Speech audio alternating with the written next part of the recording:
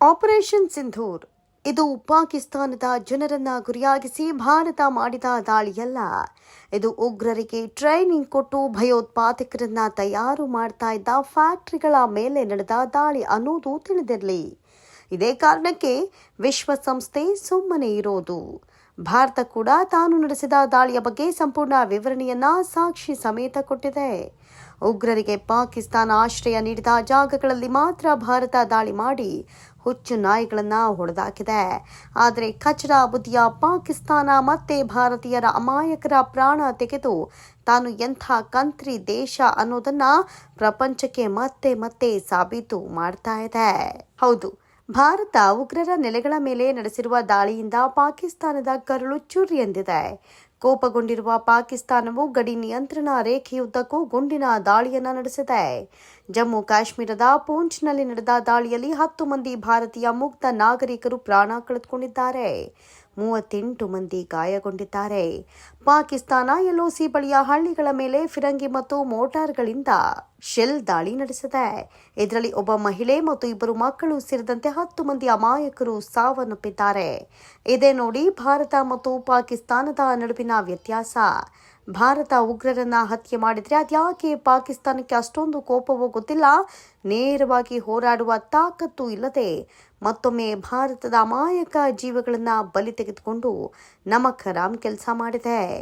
ತಮ್ಮ ರಕ್ತ ಸಂಬಂಧಿಗಳಾದ ಉಗ್ರರನ್ನ ಭಾರತ ಹತ್ಯೆ ಮಾಡಿದ್ದು ಅಷ್ಟೊಂದು ನೋವಾಗಿದ್ರೆ ಪಾಕಿಸ್ತಾನ ಭಾರತದ ಸೈನಿಕರ ಜೊತೆಗೆ ಹೋರಾಡಿ ಗಂಡಸುತನ ತೋರ್ಬೇಕಿತ್ತು. ಆದರೆ ಪಾಕಿಸ್ತಾನ ಎಂದಿನಂತೆ ಮತ್ತೆ ಷಂಡ ಕೆಲಸ ಮಾಡಿದೆ. ಭಾರತ ಇದಕ್ಕೂ ಉತ್ತರ ಕೊಡುವ ದಿನಗಳು ದೂರ ಉಳಿದಿಲ್ಲ. ಈಗಾಗಲೇ ಪಾಕಿಸ್ತಾನ ಮತ್ತು ಪಾಕ್ ಆಕ್ರಮಿತ ಕಾಶ್ಮೀರದಲ್ಲಿ ಭಾರತೀಯ ಸೇನೆ ನಡೆಸಿದ ನಿಖರ ದಾಳಿಯಲ್ಲಿ 80ಕ್ಕೂ ಹೆಚ್ಚು ಭಯೋತ್ಪಾದಕರು ನರಕಕ್ಕೆ ಬಾರಿಸಲಾಗಿದ್ದಾರೆ. ಭಯೋತ್ಪಾದಕ ಸಂಘಟನೆಗಳಾದ ಜೈಷ್ ಎ ಮೊಹಮ್ಮದ್, ಲಷ್ಕರ್ ಎ ತೈಬಾ ಮತ್ತು ಹಿಜ್ಬುಲ್ ಮುಜಾಹಿದ್ದೀನ್ಗೆ ಸಂಬಂಧಿಸಿದ 9 ನೆಲೆಗಳನ್ನು ಗುರಿಯಾಗಿಸಿಕೊಂಡಿತ್ತು ಭಾರತ. ದಾಳಿ ನಡೆಸಿದ್ದು ಎಷ್ಟು ಜನ ಹತರಾದ್ರು ಎನ್ನುವ ಲೆಕ್ಕ ಇನ್ನೂ ನಡೀತಾ ಇದೆ. ಏಪ್ರಿಲ್ 22ರ ಪಹಲ್ಗಾಮ್ ದಾಳಿಗೆ ಪ್ರತೀಕಾರವಾಗಿ ಆಪರೇಷನ್ ಸಿಂಧೂರ್ ಸಕ್ಸಸ್ ಆಗಿದ್ದು ಕ್ಷಣ ಕ್ಷಣಕ್ಕೂ ಪಾಕಿಸ್ತಾನ ಬೆಚ್ಚಿ ಬೀಳುವಂತಾಗಿದೆ. ತಾನು ಮಾಡಿದ ಹೇಸಿಗೆ ತಿನ್ನುವ ಕೆಲಸಕ್ಕೆ ಪ್ರತಿಯಾಗಿ ಜಾಗತಿಕ ಮಟ್ಟದಲ್ಲಿ ಪಾಕ್ ತಲೆ ತಗ್ಗಿಸುವಂತಾಗಿದೆ. ಮುಂದೇನಾಗುತ್ತೋ ಅನ್ನೋ ಭಯದಲ್ಲಿರುವ ಪಾಕ್ಗೆ ಭಾರತ ತಕ್ಕ ಉತ್ತರ ಕೊಟ್ಟಿದ್ದು ಪಿಕ್ಚರ್ ಅಭಿ ಬಾಕಿ ಹೈ ಅಂತಿದೆ ಮೋದಿ ಸರ್ಕಾರ. ದುರಂತ ಏನ್ ಗೊತ್ತಾ? ಆಪರೇಷನ್ ಸಿಂಧೂರ್ ದಾಳಿಯಲ್ಲಿ ಹಲವು ಉಗ್ರರು ಬಚಾವಾಗಿ ಗಾಯಗೊಂಡು ಆಸ್ಪತ್ರೆ ಸೇರಿದ್ದಾರೆ. ಈ ನಾಲಾಯಕ್ ಉಗ್ರರ ಆರೋಗ್ಯ ವಿಚಾರಿಸಲು ಇನ್ನೊಬ್ಬ ನಾಲಾಯಕ್ ಪಾಕ್ ಸೇನಾಧಿಕಾರಿ ಆಸ್ಪತ್ರೆಗೆ ಭೇಟಿ ನೀಡಿ ತನ್ನ ರಕ್ತ ಸಂಬಂಧಿಗಳಾದ ಉಗ್ರರ ಆರೋಗ್ಯದ ಮಾಹಿತಿಯನ್ನು ತೆಗೆದುಕೊಂಡಿದ್ದಾನೆ. ಹೌದು, ಜೈಷ್ ಇ ಮೊಹಮ್ಮದ್ ಉಗ್ರಗಾಮಿ ಸಂಘಟನೆಯ ಉಗ್ರರನ್ನ ಪಾಕ್ ಸೇನಾಧಿಕಾರಿಯೊಬ್ಬ ಭೇಟಿಯಾಗಿದ್ದಾನೆ. ವೈರಲ್ ಆಗಿರುವ ವಿಡಿಯೋದಲ್ಲಿ ಪಾಕ್ ಸೇನಾಧಿಕಾರಿ ಆಸ್ಪತ್ರೆಗೆ ಬಂದು ಉಗ್ರರ ಕೈಕುಲುಕಿ ಯೋಗಕ್ಷೇಮ ವಿಚಾರಿಸ್ತಾ ಇರುವುದು ಕಾಣಿಸುತ್ತೆ. ಆಪರೇಷನ್ ಸಿಂಧೂರ್ನಲ್ಲಿ ಪಾಕಿಸ್ತಾನ ಮತ್ತು ಪಾಕ್ ಆಕ್ರಮಿತ ಉಗ್ರರ ನೆಲೆಗಳ ಮೇಲೆ ಮಾತ್ರ ಭಾರತ ದಾಳಿಯನ್ನ ನಡೆಸಿದೆ. ಪಾಕ್ ಮಿಲಿಟರಿ ಕ್ಯಾಂಪ್ ಮೇಲೆ ದಾಳಿಯಾಗಲಿ ಅಥವಾ ಪಾಕಿಸ್ತಾನದ ಸಾಮಾನ್ಯ ನಾಗರಿಕರ ಮೇಲೆ ದಾಳಿ ಮಾಡಿಲ್ಲ. ಅಲ್ಲಿನ ಸಾಮಾನ್ಯ ಜನರಿಗೆ ಯಾವುದೇ ಹಾನಿ ಮಾಡಿಲ್ಲ ಅಂತ ಭಾರತೀಯ ಸೇನೆ ಸ್ಪಷ್ಟವಾಗಿ ತಿಳಿಸಿದೆ. ಆದರೆ ಕಚಡ ಪಾಕ್ ಮಾತ್ರ ಭಾರತದ ನಾಗರಿಕರ ಮೇಲೆ ದಾಳಿ ಮಾಡಿದೆ. ಅಲ್ಲದೆ ಗಾಯಗೊಂಡಿರುವ ಉಗ್ರರನ್ನ ಆಸ್ಪತ್ರೆಗೆ ದಾಖಲಿಸಿ ಆರೋಗ್ಯವನ್ನ ವಿಚಾರಿಸ್ತಾ ಇದೆ.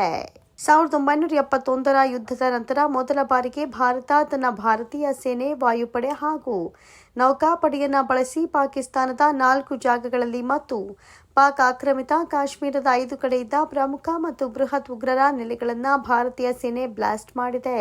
ಉಗ್ರರ ತಾಣಗಳಾದ ಲಷ್ಕರ್ ತೊಯ್ಬಾ ಹಾಗೂ ಜೈಷ್ ಎ ಮೊಹಮ್ಮದ್ ಸಂಘಟನೆಯ ನೆಲೆಗಳನ್ನ ಭಾರತೀಯ ಸೇನೆ ಧ್ವಂಸ ಮಾಡಿದೆ. ಭಾರತ ದಾಳಿ ನಡೆಸಿರುವ ಪಾಕಿಸ್ತಾನದ ಮುರ್ಡಿಕಿಯಲ್ಲಿ ಹಫೀಜ್ ಸಯೀದ್ ನೇತೃತ್ವದ ಲಷ್ಕರ್ ಎ ತೈಬಾ ಭಯೋತ್ಪಾದಕ ಸಂಘಟನೆಯ ಪ್ರಧಾನ ಕಚೇರಿ ಇತ್ತು.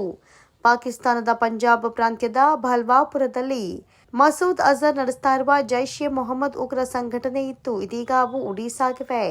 ಇದರಿಂದ ಭಯೋತ್ಪಾದನೆಯನ್ನ ಭಾರತ ಕ್ಷಮಿಸೋದಿಲ್ಲ, ಅದಕ್ಕೆ ತಕ್ಕ ಉತ್ತರ ಕೊಟ್ಟೇ ಕೊಡುತ್ತೆ ಅಂತ ಸಾಬೀತು ಮಾಡಿದೆ. ಉಗ್ರರ ವಿರುದ್ಧದ ಹೋರಾಟ ಇಷ್ಟಕ್ಕೆ ನಿಲ್ಲೋದಿಲ್ಲ ಮತ್ತು ಉಗ್ರರಿಂದ ಸಾಕುವ ಪಾಕಿಸ್ತಾನದಂತಹ ದೇಶಗಳನ್ನ ಸುಮ್ಮನೆ ಬಿಡೋದಿಲ್ಲ ಎನ್ನುವ ಸಂದೇಶವನ್ನ ಭಾರತ ಇಡೀ ಪ್ರಪಂಚಕ್ಕೆ ಸಾರಿದೆ. ಭಾರತಕ್ಕೆ ಬೆದರಿರುವ ಪಾಕಿಸ್ತಾನ ಇದೀಗ ಪರೋಕ್ಷವಾಗಿ ಭಾರತದ ಕಾಲು ಹಿಡಿಯಲು ಮುಂದಾಗಿದೆ. ಭಾರತೀಯ ಸೇನೆಯು ಪಾಕಿಸ್ತಾನದೊಳಗೆ ಪ್ರವೇಶಿಸಿ ಭಯೋತ್ಪಾದಕ ನೆಲೆಗಳ ಮೇಲೆ ದಾಳಿ ಮಾಡಿದ ನಂತರ ಪಾಕಿಸ್ತಾನ ರಕ್ಷಣಾ ಸಚಿವ ಖವಾಜಾ ಆಸಿಫ್ ತಮ್ಮ ವರದಿಯನ್ನು ಬದಲಾಯಿಸಿದ್ದಾರೆ. ಸದ್ಯಕ್ಕೆ ಪಾಕ್ ದೇಶವು ಭಾರತದ ಮುಂದೆ ಮಂಡಿಯೂರಿದೆ. ಆಪರೇಷನ್ ಸಿಂಧೂರದ ನಂತರ ಪಾಕಿಸ್ತಾನದ ರಕ್ಷಣಾ ಸಚಿವ ಖವಾಜಾ ಆಸಿಫ್ ಭಾರತ ಇಲ್ಲಿ ಕಾರ್ಯಾಚರಣೆಯನ್ನ ನಿಲ್ಲಿಸಿದರೆ ತನ್ನ ಸೇನೆಯು ಹಿಂದೆ ಸರಿಯಲು ಸಿದ್ಧವಾಗಿದೆ ಅಂತ ಹೇಳಿಕೆ ನೀಡಿದ್ದು, ಇದರಿಂದ ಭಾರತದ ಶಕ್ತಿ ಏನು ಅನ್ನೋದರ ಪರಿಚಯವಾಗಿದೆ. ಒಟ್ಟಾರೆ ಪಾಕಿಸ್ತಾನದ ನರಿ ಬುದ್ಧಿಯನ್ನ ಭಾರತ ಅಷ್ಟು ಸುಲಭವಾಗಿ ನಂಬೋದಿಲ್ಲ ಅನ್ನೋದಂತೂ ಸತ್ಯ.